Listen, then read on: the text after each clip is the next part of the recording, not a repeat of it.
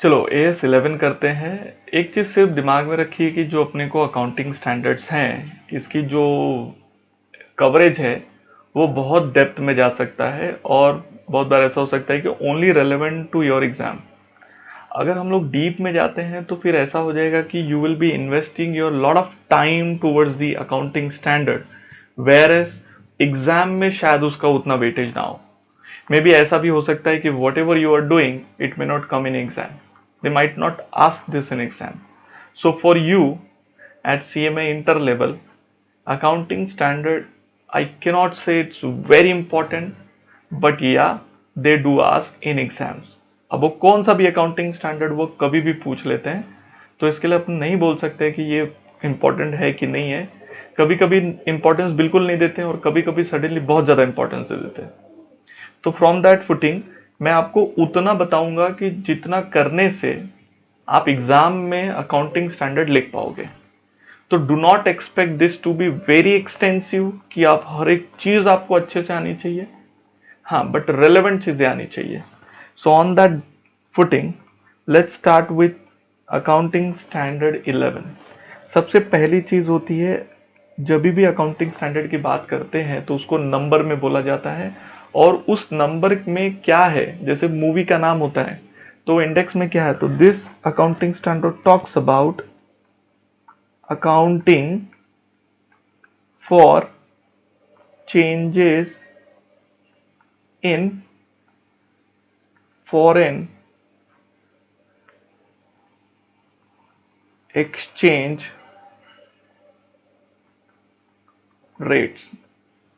So this accounting standard talks about, देख लो एक बार, accounting. So basically we will learn how to recognize these transactions. मतलब अगर कोई चीज फॉरेन एक्सचेंज में रिकॉर्ड हो रही है तो उसको बुक्स ऑफ अकाउंट में कैसे लिखना है उसके ऊपर नहीं है ये उसके ऊपर है कि अगर उस फॉरेन एक्सचेंज के रेट में चेंजेस होगा तो उसकी अकाउंटिंग कैसे करनी हो। हम लोग जब अकाउंटिंग बोलते हैं, अगर मैंने कोई सामान खरीदा जिसकी इनवॉइसिंग फॉरेन एक्सचेंज में हुई है, अब मुझे आप कुछ कुछ क्वेश्चन आप पूछ सकते हो कि सर ये फॉरेन एक्सचेंज क्या होता है। तो फॉरेन एक्सचेंज क्या होता है, फॉरेन एक्सचेंज का सिंपल मतलब ये होता है कि जैसे हमारी कंट्री इंडिया में we have a currency,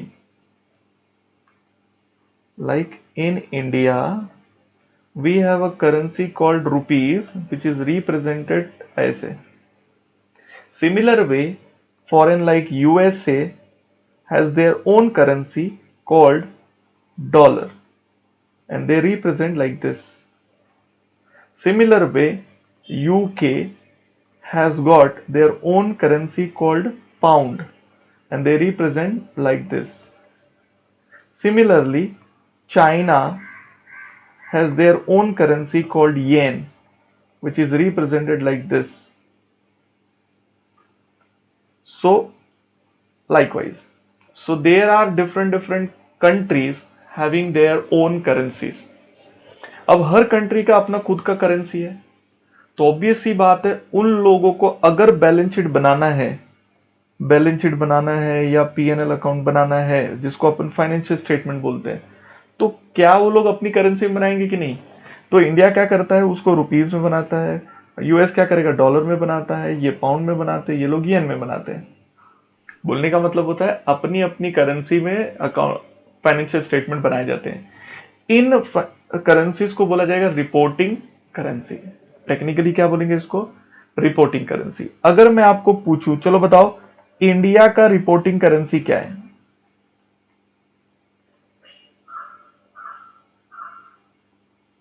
reporting currency का यहां पर मतलब क्या हो गया कि इंडिया अपने फाइनेंशियल स्टेटमेंट को कौन सी करेंसी में रिपोर्ट करता है। तो आपका आंसर सिंपल हो जाएगा, रुपीस में हो जाएगा। आपको समझ में आया क्या। अब दूसरा लैंग्वेज मैं यूज कर रहा हूं, what is other than reporting currency.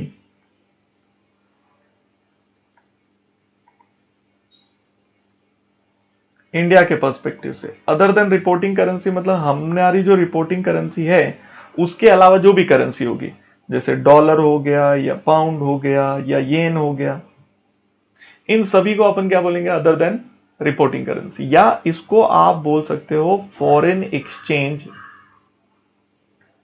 क्या बोल सकते हैं इसको टेक्निकली, फॉरेन एक्सचेंज। अब हमको सबको बहुत अच्छे से पता है, ऐसा नहीं होता है कि 1 रुपी इज इक्वल टू $1, ये तो तुमको भी मालूम है।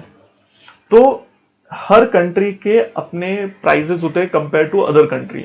जैसे for example $1 is represented as rupees से 80। इसका मतलब क्या होता है, अगर आपको इंडिया में if you want to buy $1, तुमको डॉलर खरीदना है, मे भी शायद तुमको किसी को डॉलर पे करना है इस वजह से, तो आपको 80 रुपीज देने पड़ेंगे। तो इंडिया में dollar is not money, it's product. It's not money, it's product for us. समझ रहे क्या? Money will be treated as this. क्योंकि मैं थोड़ी ऐसे बोलता हूं मैं 100 रुपए खरीदने जा रहा हूं। कभी आप ऐसा बोलोगे कि मैं मार्केट में जा रहा हूं 100 रुपए खरीदने? नहीं बोलते हो। वाई? बिकॉज हम लोग मनी थोड़ी खरीदते हैं। हाँ, बट मैं ऐसा बोल सकता हूं I am going two by dollar, क्योंकि मुझे डॉलर चाहिए। तो जब आप डॉलर खरीदने जाते हो और जो रेट में आपको डॉलर मिलता है, उस रेट को फॉरेन एक्सचेंज रेट बोलते हैं। I hope you understand what is foreign exchange rate. इसको बोला जाता है फॉरेन एक्सचेंज रेट। इंडिया में $1 अगर आपको खरीदना है, it comes to for 80 rupees. Similar way, अगर आपको पाउंड खरीदना है, this is the symbol of pound, then मान लेते वो 90 रुपीज का मिलता है। इसका मतलब ये है कि इंडिया में पाउंड जो है प्रोडक्ट, उसका पैसा 90 रुपीज है। इसको भी फॉरेन एक्सचेंज रेट बोलेंगे। तो ये जो मैं आपको रेट बता रहा हूं, ये सब फॉरेन एक्सचेंज रेट है। तो फिलहाल आपको इतना समझ में आ गया होगा अभी तक कि सर हर कंट्री का अपना एक करेंसी है, उस करेंसी में वो लोग अपने फाइनेंशियल स्टेटमेंट बनाते हैं, उसको रिपोर्टिंग करेंसी बोलते हैं। ठीक है? अदर देन रिपोर्टिंग करेंसी, अपनी करेंसी छोड़ के कोई और करेंसी को हम लोग क्या बोलेंगे, other than reporting currency. India में अगर हम पाउंड खरीदने जाते हैं या डॉलर खरीदने जाते हैं, जिस रेट पे वो हमको मिलता है उसको फॉरेन एक्सचेंज रेट बोलते हैं। अब इस रेट की खास बात क्या मालूम है? ये रेट आरबीआई इशू करता है। कौन इशू करता है भाई? RBI. RBI issues foreign exchange rate on regular basis. मतलब कि भाई ये चेंज होते रहता है। आज अगर मान लो डॉलर 80 रुपीज का मिल रहा है, तो कल जाओगे तो शायद 81 में मिलेगा, परसों जाओगे तो शायद 74 में मिले। मतलब ये ऊपर नीचे होता रहता है डिपेंडिंग अपॉन प्रोडक्ट का डिमांड सप्लाई कितना है। अगर हर कोई डॉलर मांगेगा तो फॉरेन एक्सचेंज का रेट डॉलर का क्या हो जाता है, बढ़ जाता है। मतलब आपको $1 80 में नहीं मिलेगा, 70 में नहीं मिलेगा, महंगे में मिलेगा। तो depending upon demand and supply के कॉन्सेप्ट के हिसाब से फॉरेन एक्सचेंज से क्या होते हैं, रेट चेंज होते हैं। अब अपने को यह समझना है, अपना जो कॉन्सेप्ट है अकाउंटिंग स्टैंडर्ड को समझने का, वो यही है बेटा कि हम लोग जब ये फॉरेन एक्सचेंज में डील करते हैं, जब कोई हम ट्रांजैक्शन करते हैं और हमें इनवॉइस फॉरेन एक्सचेंज में आता है, तो लाजमी है कि अपने को पेमेंट किस में करना पड़ेगा, फॉरेन एक्सचेंज में करना पड़ेगा। उसके लिए हमें डाउन फॉरेन एक्सचेंज बाय करना पड़ेगा। तो जब ट्रांजैक्शन करते हैं और जब हम पेमेंट करते हैं, तो इन दोनों डेट में डिफरेंस होता है। अगर ये दोनों डेट में डिफरेंस होता है और रेट में चेंजेस आए, तो उसकी अकाउंटिंग कैसे करेंगे, वो AS11 में कवर्ड है। नहीं समझा तुमको? मेरे को मालूम है तुमको नहीं समझा। अरे गोबर लोग रुको, समझाता हूं मैं क्या बोलना चाहता हूं। मैं ये बोलना चाहता हूं, क्या हम लोग फॉरेन से माल खरीदते होंगे? डेफिनेटली खरीदते होंगे। You might be buying raw material और मे बी बाइंग असेट। आप जो भी चीज खरीदो, कोई फर्क नहीं पड़ता। So sometime what happens guys, I am in India and someone is USA. So मैंने क्या किया मालूम है, यूएसए से मैंने कोई चीज खरीदी। से for example I bought a iPhone, और यूएस ने मुझे बिल दिया ऐसे, उसने लिखा था $1000। तो आईफोन मुझे कितने में पड़ रहा है इंडिया में? मैं इंडिया में बैठा हूं, मैंने आईफोन खरीदा, तो इंडिया में मुझे आईफोन मिल गया, तो कहीं ना कहीं तो मेरी करेंसी तो रुपीज है बेटा, और यूएस की करेंसी डॉलर है। मुझे इनवॉइस जो मिला है वो किस में मिला है? अदर देन माई रिपोर्टिंग करेंसी, मतलब मेरी करेंसी रुपीज है ना, तो क्या मैं बैलेंस शीट में जाके डॉलर में लिख दूं तो इंडियन गवर्नमेंट बोलेगा भाई तेरी रिपोर्टिंग करेंसी तुझे रिपोर्ट रुपीज में ही करना है, डॉलर वॉलर में नहीं करना है। तो कहीं ना कहीं तो मुझे डॉलर को रुपीज में कन्वर्ट करना पड़ेगा when it comes to accounting. तो अगर इस चीज की अकाउंटिंग में करना चाहूं तो I will pass a entry like this, iPhone account debit to, मान लो फॉरेन क्रेडिटर। सो एक्चुअली देखेगा तो डॉलर का एंट्री है, बट ऐसी एंट्री इंडिया में अलाउड नहीं है। You can't have dollar in your books of accounts, तो उसको रुपीज में कन्वर्ट करो। तो मैं क्या चला गया, मैं गया चुपचाप आरबीआई के पास और देखा उस दिन आरबीआई का क्या रेट चल रहा है। मान लेते हैं ये मैंने खरीदा है 1 या समझो ना ईयर एंड होने के पहले। सो ईयर एंड मेरा 20 मार्च को मैंने खरीदा, 2020 लकी डे 2020। तो उस दिन मैं चला गया आरबीआई का रेट चेक करने कि 20 मार्च को आरबीआई का क्या रेट था। तो आरबीआई ने बोला हम लोग $1 दे रहे हैं ₹70 में। तो मुझे ये समझ में आ गया कि $1 70 रुपीज का है। तो ये फोन मुझे 20 मार्च को कितने में पड़ा? अब क्या करोगे चुपचाप, $1000 multiply by 70 rupees, so it will become 70,000 rupees. तो एंट्री ऐसे होगी, this will be the entry. मैं आपको ये नहीं सिखा रहा हूं, मैं ये जस्ट बता रहा हूं कि accounting entry for foreign exchange ऐसे होती है। आपने को फॉरेन एक्सचेंज को क्या करना पड़ता है, जो भी करेंसी है उसको कन्वर्ट करना पड़ता है इंडियन करेंसी में और उसको लिखना पड़ता है। ये सबके भेजे में उतर गया क्या कि ऐसा करना पड़ता है। So this is my case 1। So case 1 क्या हुआ, 20 मार्च को मैंने खरीदा। अब पेमेंट कब किया मैंने, मान लो उसी दिन पेमेंट कर दिया। अगर उसी दिन मैंने पेमेंट किया बेटा तो एंट्री क्या आएगी पता है, foreign creditor account debit to bank. Bank से मैंने पे किया। अब ऑब्वियस सी बात है जो सामने वाला पार्टी है उसको तो डॉलर से मतलब है, तो मुझे तो 70 रुपीज में मिल रहा था ना। तो जब मुझे 70 रुपीज में मिला तो मैंने क्या किया, 70 रुपीज मेरे बैंक अकाउंट से कट गए पर डॉलर, तो मेरे अकाउंट से कटे टोटल 70,000। हो सकता है मेरे बैंक से कभी कभी ज्यादा कट जाए, मतलब मेरे बैंक से 71,000 कट गया। सर 71,000 क्यों कट गया, क्योंकि 70 रुपए 70 रुपीज वो उसका प्राइस था, प्लस इस ट्रांजेक्शन को प्रोसेस करने के लिए बैंक ने मुझसे क्या लिया, 1,000 रुपया बैंक चार्जेस। तो लॉजिकल सी बात है बेटा, लॉजिकल सी बात है, अगर वैसा होता है मेरे बैंक से अगर कटते हैं 71,000 तो 1,000 रुपए will be debited to bank charges. फिलहाल मैं वो नहीं लिख रहा हूं, कंफ्यूज नहीं करना है मुझे। तो इधर तक आपको यह समझ में आ गया कि how accounting will be done.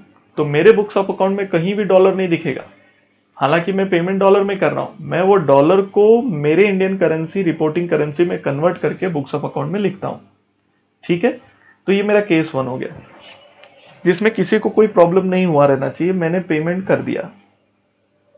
अब मेरा केस 2 सुनिए। कोई भी लिखेगा नहीं, please listen to me very carefully, वरना ये बाउंस होना है।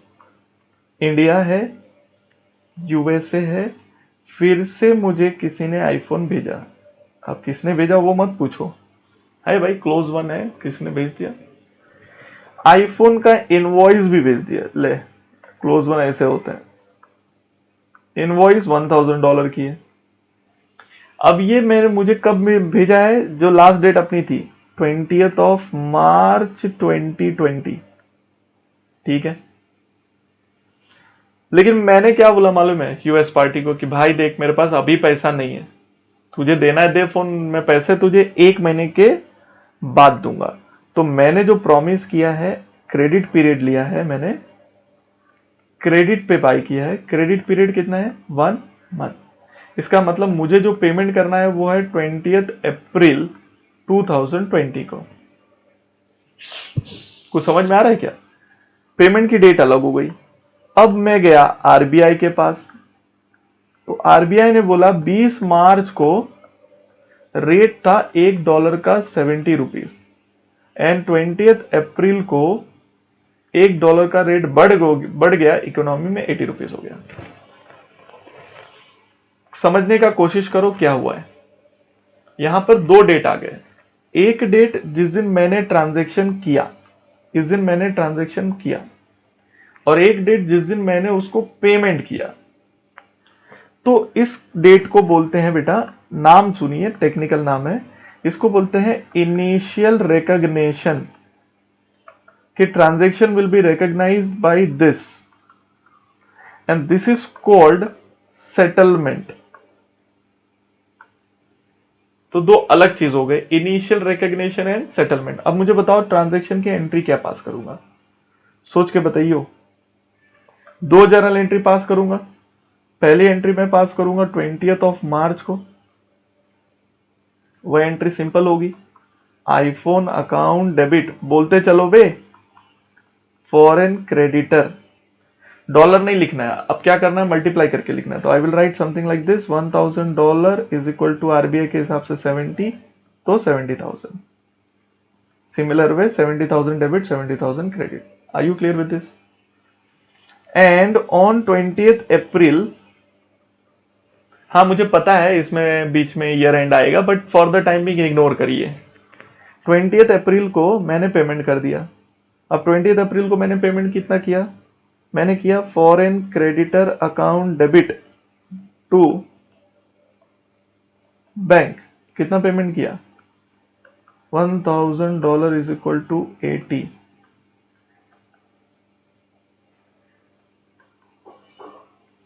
क्या मैंने राइट किया?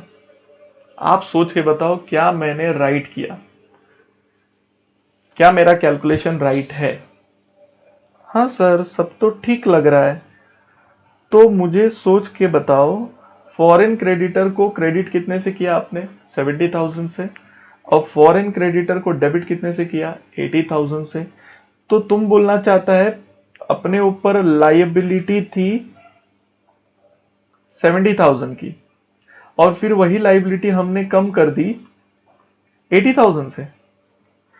तुम बोलना चाहता है अब उसको हमने डेटर बना दिया अपने बुक्स में, मतलब फॉरेन वाला अब अपने को 10,000 रुपीज देगा।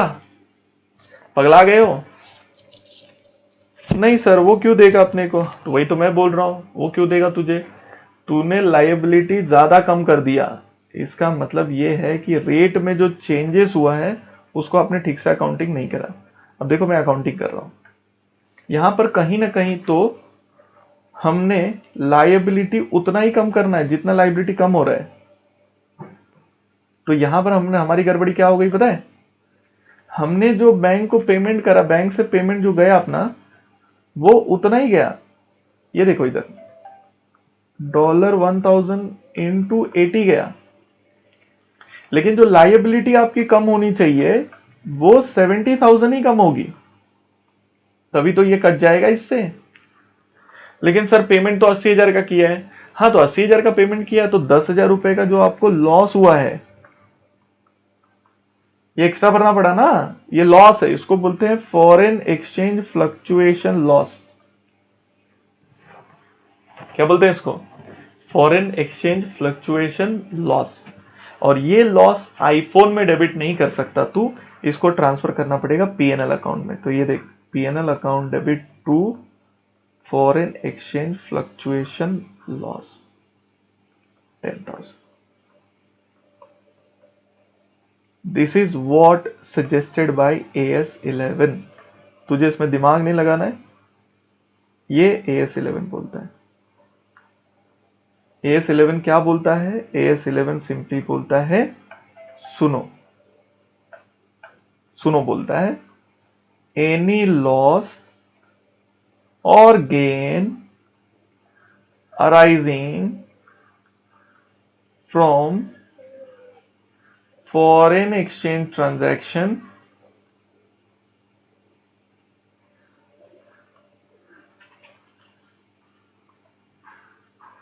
आर recognized इन P&L अकाउंट। तो कोई भी तुझे प्रॉफिट हो या लॉस हो, एनी गेन P&L में जाएगा, प्रॉफिट हो या लॉस हो। असेट में ऐड नहीं कर सकता। देखो परचेज वगैरह होता तो बात ही सवाल नहीं उठता, P&L में ही जाता। यहां भी देखो मैंने आईफोन में ऐड नहीं करा, बिकॉज ये ना आईफोन की वजह से आपको लॉस नहीं हुआ है, ये आपने पेमेंट अलग दिन पे किया इसलिए लॉस हुआ है। अगर मान लो ये पेमेंट मैंने 20 मार्च को ही किया होता तो मेरे को 70,000 ही भरना पड़ता, तो मेरे को लॉस होता क्या? नहीं होता। ये लॉस मेरी वजह से हुआ है, मैंने इस ट्रांजेक्शन को डिले किया है। तो इंस्टीट्यूट का बोलना ये है, गवर्नमेंट का बोलना ये है कि अगर आप ये चीज को डिले करते हो, उसकी वजह से लॉस होता है, तो this is your transaction loss which will be transfer to P&L account. बस ये आपको ध्यान में रखना है। Did you understand this one? Yes, perfect. चलो फटाफट इसको लिख लो। पहले केस 1 लिखो, ऊपर से लिखना है तो लिख लो, ये लो।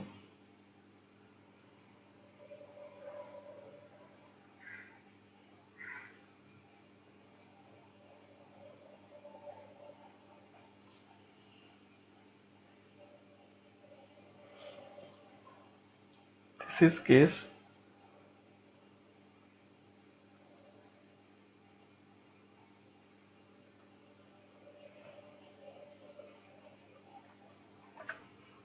अब हम लोग लेते हैं केस 3।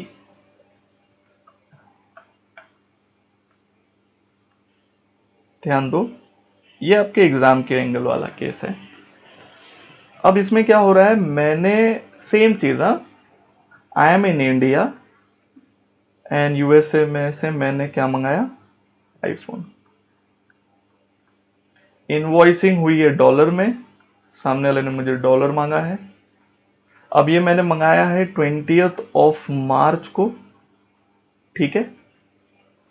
इसके बीच में आता है year end, that comes to 31st of March, and फिर उसके बाद मैंने पेमेंट करा है, मतलब I have made the payment after 1 month, that is on 20th of April. Just check, there have been 3 different dates. अगर मैं इसको नाम दे दूं तो ऐसा होगा बेटा, देख ध्यान दियो, इसको बोलेंगे इनिशियल रिकॉग्निशन। यही टर्मिनोलॉजी यूज की जाती है, तो वही सेम टर्म मैं यूज कर रहा हूं, सो दैट कंफ्यूजन ना हो। इसको बोलते हैं क्लोजिंग डेट, और इसको बोलते हैं हम लोग सेटलमेंट डेट। 3 अलग अलग डेट्स हो गई। तो 3 अलग अलग डेट्स के आरबीआई के रेट्स भी अलग अलग ही होंगे।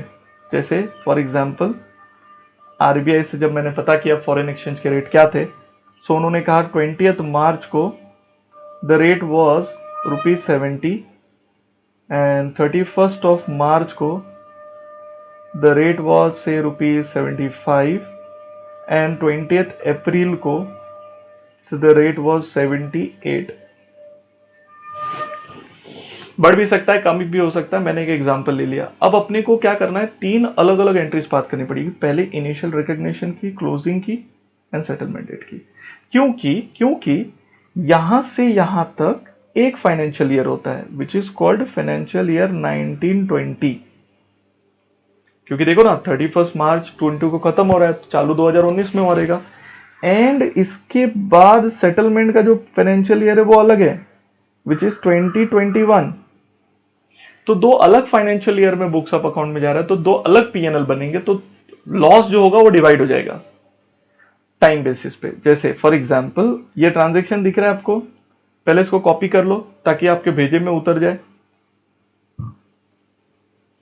फटाफट कॉपी करो। अब कॉपी करके हो गया, तो अब देखो ध्यान से। अब यहां देखो, आप अपनी नोटबुक में मत देखो, ट्रांजैक्शन वही है तो अपने को याद है। देखो सबसे पहली चीज हम लोग को 20th मार्च को एंट्री पास करनी पड़ेगी, जिसको हम लोग टेक्निकली क्या बोल रहे हैं, इनिशियल रिकॉग्निशन, ठीक है। चलो बताओ 20 मार्च को एंट्री क्या पास होगी, वही होगी, iPhone account debit to foreign creditor.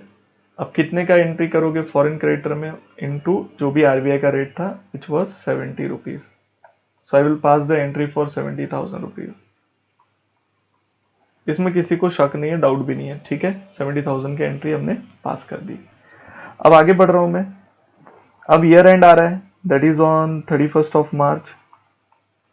तो हमें 31st ऑफ मार्च को क्लोजिंग करना पड़ता है. तो मुझे बताओ 31st मार्च को what is the status foreign exchange transactions के. तो sir we have a foreign creditor जिसको हमें $1,000 पे करना है, राइट? अब मुझे बताओ ये जो $1,000 पे करना है उसका रेट एज ऑन 31st मार्च क्या चल रहा है. तो सर उसका रेट चल रहा है 75 रुपीज. तो अगर आपको इस दिन पे करना पड़ता तो आप कितना पे करना पड़ता, 75,000. तो आपकी लायबिलिटी 20th मार्च को was 70,000, but the same liability now has become 75,000.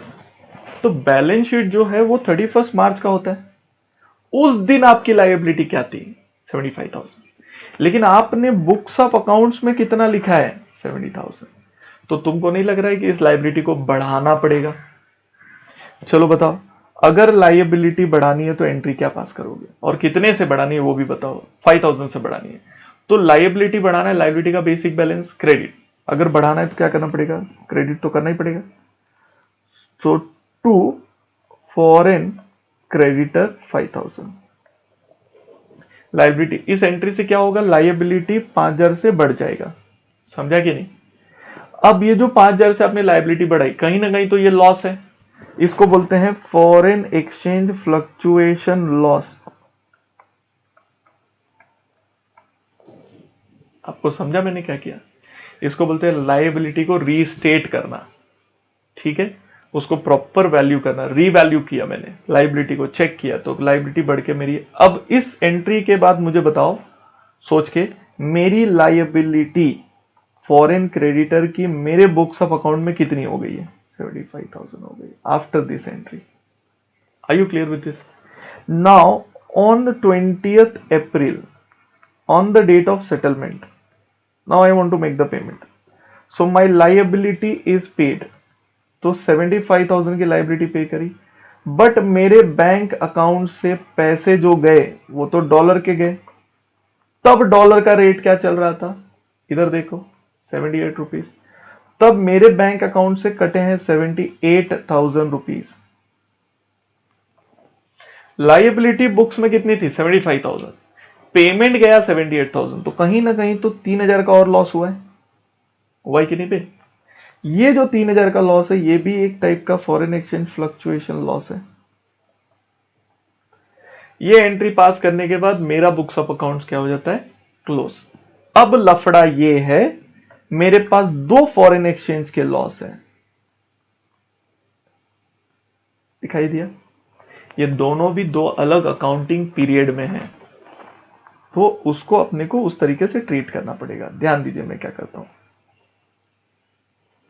तो जो पहला वाला लॉस है मेरा, उसको ट्रांसफर कर दूंगा पीएनएल अकाउंट में. मतलब कैसे करते हैं ट्रांसफर पीएनएल अकाउंट में, ऑन 31st मार्च को ही किया जाएगा ट्रांसफर. पीएनएल अकाउंट में ट्रांसफर करना, तो PNL account debit to foreign exchange fluctuation loss 5,000. ये लॉस हो गया ट्रांसफर. उसके बाद ईयर क्लोज हो गया. ठीक है, लॉस दिखा दिया. सेकेंड ईयर में फिर से 31st मार्च आएगा जो 21 का, उस टाइम भी ट्रांसफर करना पड़ेगा क्योंकि लॉस हुआ है ना. So PNL account debit to foreign exchange fluctuation loss. आप पूछ सकते हो कि सर ईयर एंड में क्यों कर रहे हो.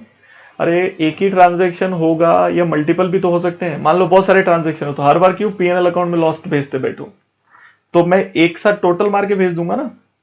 एंड समटाइम प्रॉफिट लॉस दोनों भी हो सकता है. मान लो अगर ये रेट 80 की जगह 78 की जगह, suppose instead of this being 78 had it been 70 rupees, then कहीं ना कहीं तो मेरे को गेन हो गया होता. मेरे अकाउंट से जाते 70,000 जबकि लायबिलिटी 75,000 की, तो 5,000 का गेन हो जाता. उस गेन को फॉरेन एक्सचेंज फ्लक्चुएशन गेन बोलते हैं, FEF gain. And then that will also be transfer to PNL account. बोलने का मतलब है जो मुझे यहाँ पर लॉस हुए हैं उसको अल्टीमेटली मैंने पीएनएल में ट्रांसफर किया है अलग अलग ईयर के, अलग अलग फाइनेंशियल ईयर के. This is what I wanted to tell you. तो in my case 3 you would have seen I have initial recognition, I have a closing and I have a settlement. बस आपको ये पहचान के करना है, यही आपको करना ही है. This is what you are supposed to do in AS11. This is what AS11 talks about. वो ये बोलना चाहता है कि any loss due to foreign exchange fluctuation will be transferred to P&L account. बस आपको वो करके दिखाना है. समझा? तो एग्जाम्पल ऑलरेडी कॉपी किया है, एंट्री कॉपी कर लो. कॉपी क्या है, तुम कर भी तो सकता है खुद से, छापने की जरूरत थोड़ी है, लिख लो.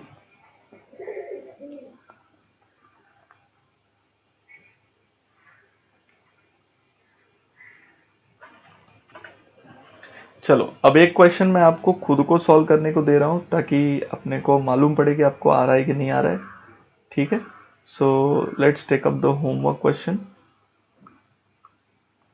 Try this one. ठीक है, तो ये जो क्वेश्चन दिख रहा है प्रैक्टिकल क्वेश्चन, आपके पास अगर है तो ठीक है बुक में, वरना मैं ये आपको लिख के भी दे देता हूँ, कोई इशू नहीं है. मान लेते हैं हमने गुड्स खरीदा, goods purchased on 24th of March 2011. कितने का? $1,00,000 का. ठीक है, अब आईफोन खरीद रहे थे, उसकी जगह गुड्स खरीदा. गुड्स खरीदा मतलब आप परचेजेस अकाउंट को डेबिट करोगे. ठीक है ना, परचेजेस अकाउंट डेबिट होगा 24th of March. Then payment कब किया? Actual payment on 5th June 2011. $1,00,000 पूरा. अब आपको रेट्स दिए हैं. ठीक है, एक 24th of March का रेट दिया है, that is given to you as $1 is equal to 46.60. 31st of March का भी रेट दिया है. 31st March मतलब क्लोजिंग हो गया, उस दिन का रेट दिया है 47 rupees. And 5th of June का भी रेट दिया है,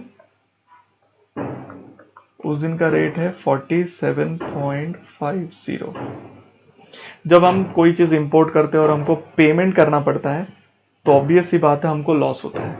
लेकिन अगर यही चीज रिवर्स कर दूं कि मुझे पैसा मिलने वाला है तो मुझे गेन हो जाएगा. तो डिपेंड करता है इंपोर्टर हो कि एक्सपोर्टर हो, उसके हिसाब से. फिलहाल मेरा जो लायबिलिटी था वो 46.60 के हिसाब से बुक होएगा $1,00,000 पर. 31st मार्च को लायबिलिटी बढ़ गया, 46.60 से 47 हो गया, तो ऑब्वियसली लॉस होगा. पर डॉलर जो लॉस है वो 0.40 है, मतलब अराउंड 40,000 का लॉस दिखाई देगा.